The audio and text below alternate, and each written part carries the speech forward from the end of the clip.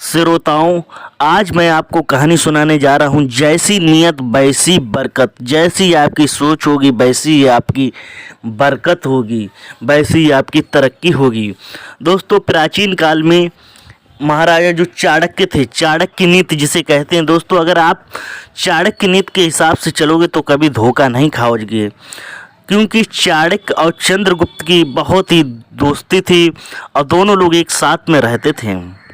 क्योंकि कहा कि जैसी नीयत वैसी बरकत। तभी चाणक्य जी ने कहा, मैं आपको एक कहानी छोटा सा उदाहरण के तौर पर सुनाता हूँ। जैसी नीयत वैसी बरकत। सुनिए ध्यान से श्रोताओं। अभी तक आपने मेरा चैनल सब्सक्राइब नहीं किया तो सब्सक्राइब कर लें, कहानियों का संसार, और बेल आइकन जरूर प्रेस कर लें। आप ज़्यादा से ज़्यादा सपोर्ट करें। श्रोताओं, एक था धर्मराज, एक था गोविंद राज। दोनों की काफ़ी दोस्ती थी। जो गोविंद राज था वो अपने मन में दोस्तों जब से पढ़ता था, विद्या अध्ययन करता था, तब से ही उसकी सोच अच्छी नहीं थी। क्योंकि उसकी सोच ऐसी थी, वो जिसका रुपए लेता था उसका देने की इच्छा नहीं करती थी। जिसका एक बार ले लेता था उसका कर्ज चुकाने की कोशिश नहीं करती थी। उसकी सोच थी वो गंदी थी, अच्छी नहीं थी, अच्छी प्रवृत्ति का वो नहीं था। जो धर्मराज था वो अच्छी सोच रखने वाला व्यक्ति था और हमेशा जिसका कर्ज लेता था उसे चुकाने की कोशिश करता था। दूसरा का कुछ कभी वो हराम का नहीं खाता था और ना ही कभी किसी का चोरी करके खाता था। दोस्तों, उसकी सोच हमेशा अच्छी रहती थी। उसके मन में सोच हमेशा सकारात्मक चलती थी, ऊर्जा उत्पन्न होती थी।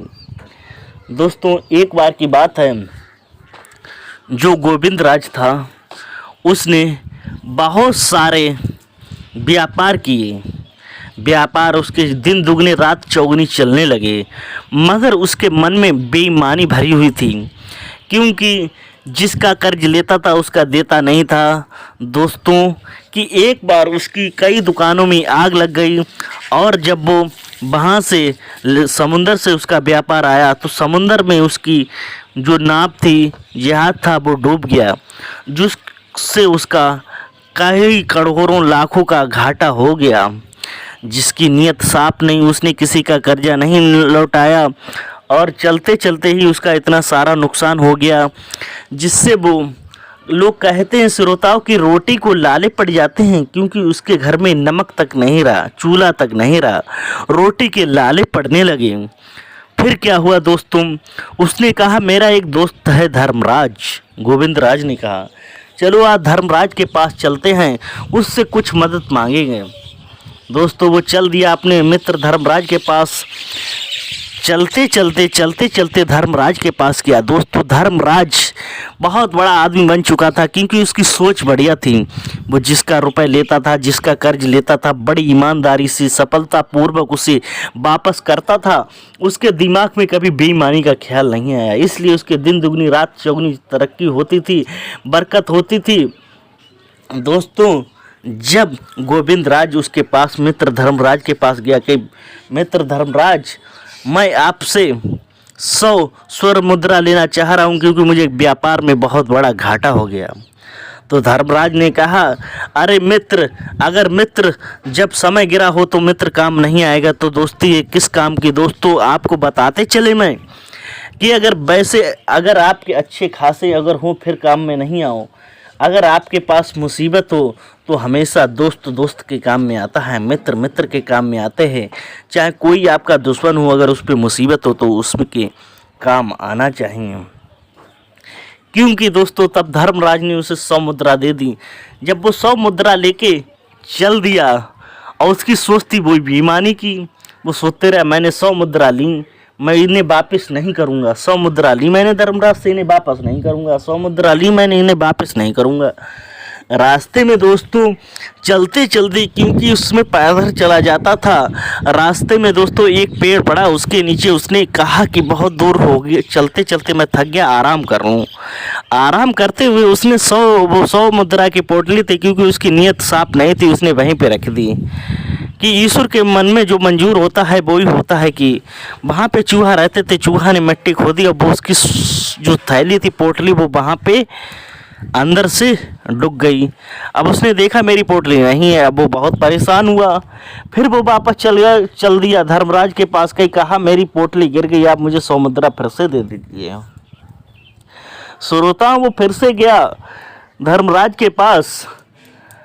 गोविंद राज कहा, मित्र, जो आपने मुझे 100 मुद्रा की पोटली दी थी वो मेरी रास्ते में गिर गई, तो आप मुझे 100 मुद्रा और दे दीजिए। तभी धर्मराज ने गोविंद राज से कहा, हे गोविंद राज, आपको मैंने 100 मुद्रा दी, आप सच सच बताइए आप क्या सोच के जा रहे थे।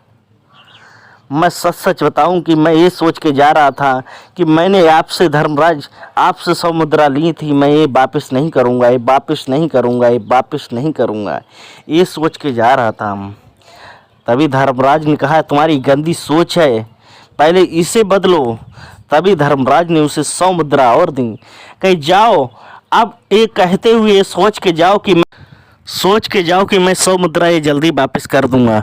दोस्तों, जब उसकी सोच बदली, सकारात्मक सोच आई, उसके मन में ऊर्जा प्रतीत हुई, तभी जो गोविंद राज था वो कहते हुए गया कि मैंने अपने मित्र से ये 100 मुद्रा ली है, मैं 200 मुद्रा मैंने ये ली है, मैं इन्हें जल्दी वापस करूंगा, जल्दी वापस करूंगा।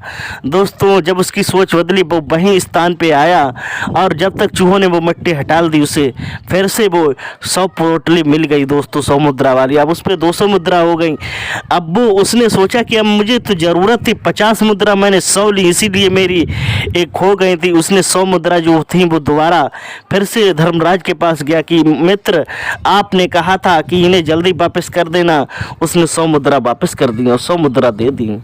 दोस्तों, धर्मराज भी खुश हुआ उसकी ईमानदारी पे। दोस्तों, उसकी सोच बदल गई। ऐसे दोस्तों, अब वो 100 मुद्रा से उसने व्यापार चालू कर दिया गोविंद राज ने। अब उसके लिए जिसका धन हड़पा था उसका धन वापस करने लगा। और दोस्तों, उसने 1 महीने के अंदर 100 मुद्रा अपनी मुनाफा करके और उनकी वापस कर दी।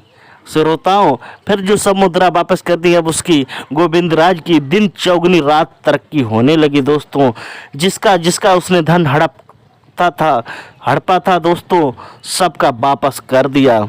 श्रोताओं, इसीलिए कहते हैं हमें कोई भी काम करना चाहिए बड़ी ईमानदारी से करना चाहिए। हमेशा मुझे किसी के मन में जलन, ईर्ष्या नहीं होने चाहिए, क्योंकि दोस्तों कर्म अपने अपने होते हैं। जैसी जो मेहनत करता है वैसा ही कर्म मिलता है, क्योंकि अच्छी सोच वाले लोग ही कामयाब होते हैं। अपने मन में कभी किसी के बारे में बुरा ख्याल नहीं आना चाहिए। अगर आपको वीडियो अच्छी लगी तो चैनल को सब्सक्राइब